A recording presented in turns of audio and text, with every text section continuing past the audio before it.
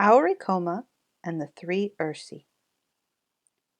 Once upon a time there were three Ursi who lived in domo of their own in Silwa.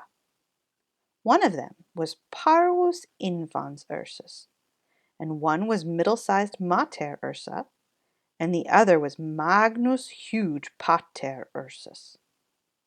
They had each a pot for their porridge, a Parvus pot, Infanti Urso, and a middle-sized pot, Matri Ursi, and a Magnus pot, Patri Urso.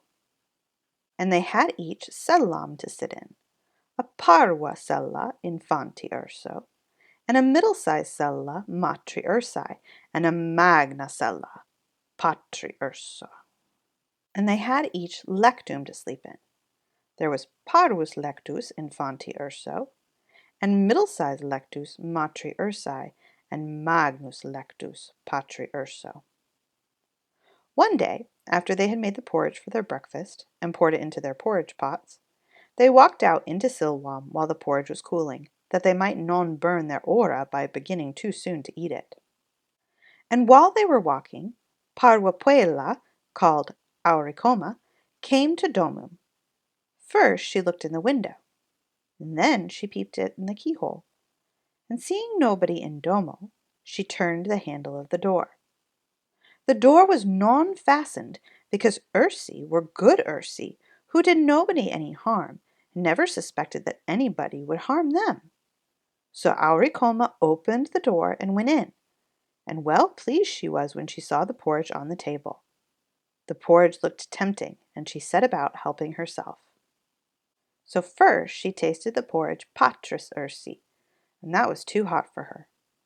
And then she tasted the porridge Matris Ursi, and that was too cold for her.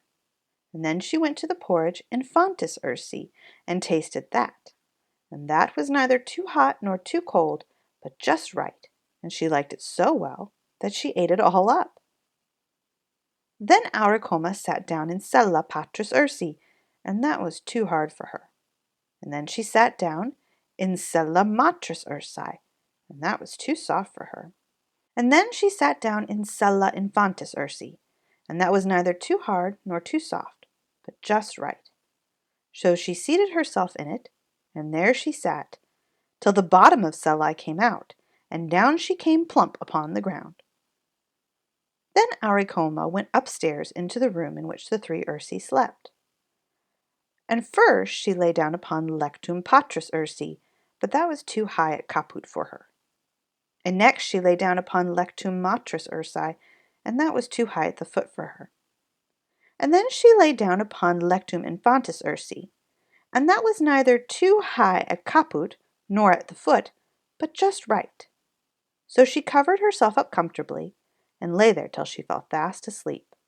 By this time the three Ursi thought their porridge would be cool enough, so they came to Domum to breakfast. Now Auricoma had left the spoon Patris Ursi standing in his porridge. "Somebody has been eating my porridge," inquit Pater Ursus in his magna, rough, gruff voice. And when Mater Ursa looked at hers, she saw that the spoon was standing in it too. "Somebody has been eating my porridge," inquit Mater Ursa in her middle voice. Then Infans Ursus looked at his, and there was the spoon in the porridge pot, but the porridge was all gone. "Somebody has been eating my porridge and has eaten it all up," inquit Infans Ursus in his parwa voice. Upon this, the three Ursi, seeing that someone had entered their domum and eaten up the breakfast Infantis Ursi, began to look about them. Now Auricoma had non put the hard cushion straight when she rose from Cella Patris Ursi. "Somebody has been sitting in my cella," inquit Pater Ursus in his magna, rough, gruff voice. And Auricoma had squatted down the soft cushion Matris Ursi. "Somebody has been sitting in my cella," inquit Mater Ursa in her middle voice. And you know what Auricoma had done with the third cella. "Somebody has been sitting in my cella and has sat the bottom out of it," inquit Infans Ursus in his parwa voice. Then the three Ursi thought it necessary that they should make farther search, so they went upstairs into their room. Now Auricoma had pulled the pillow Patras Ursi out of its place.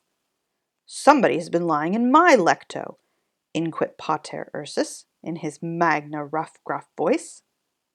And Auricoma had pulled the blankets Matras Ursi out of their place. "Somebody has been lying in my lecto," inquit Mater Ursa in her middle voice. And when Infans Ursus came to look at his lectum, there was the pillow in its place, and upon the pillow was caput of Auricomae, which was not in its place, for she had no business there.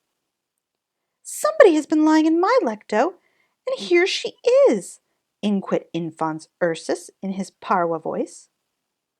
Auricoma had heard in her sleep the magnum rough gruff voice Patras Ursi and the middle voice Matras Ursi, but it was only as if she had heard someone speaking in a dream.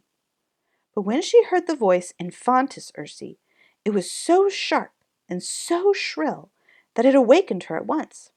Up she started, and when she saw the three Ursos on one side lecti, she tumbled herself out at the other and ran to the window. Now the window was open, because Ursi, like good tidy Ursi as they were, always opened their window when they got up in the morning. Out Auricoma jumped, and ran away as fast as she could run, never looking behind her. And what happened to her afterwards I don't know, but the three Ursi never saw anything more of her. The end.